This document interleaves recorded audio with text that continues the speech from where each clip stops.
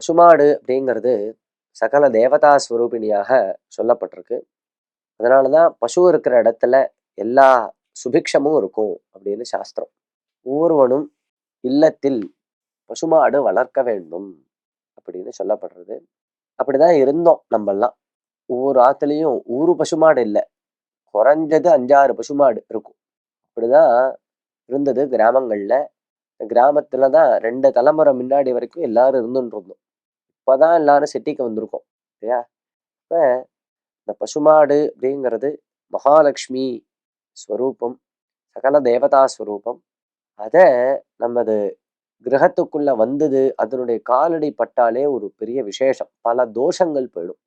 அதுலயும் விசேஷமாக அதனுடைய பாத தூளி, இந்த குழம்புல இருந்து வரக்கூடியதான இந்த புழுதி இருக்கே, அது நம் மேல பட்டா அவ்வளவு ஒரு விசேஷம்னு சொல்லப்பட்டிருக்கு.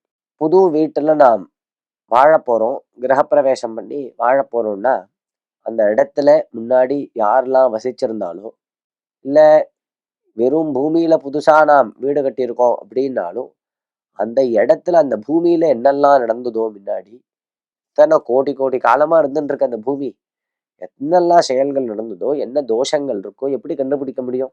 இப்ப கிரகப்பிரவேச சமயத்துல குறிப்பிட்ட செயல்கள்லாம் செய்து, குறிப்பிட்ட தேவதைகள்லாம் பூஜை பண்ணி பிற்பாடு நாம் வாழ ஆரம்பிச்சோம் அப்படின்னா, அந்த வீடுல நம்மளுக்கு எல்லா க்ஷேமமும் ஏற்படும், மன நிம்மதி கிடைக்கும் அப்படின்னு சாஸ்திரம். அதனாலதான் முதல்ல உள்ள நுழையற்சியே பசுமாட்டை உள்ள அனுப்பிட்டு பிற்பாடு தம்பதிகள் உள்ள நுழையாது அப்படின்னு சாஸ்திரம்.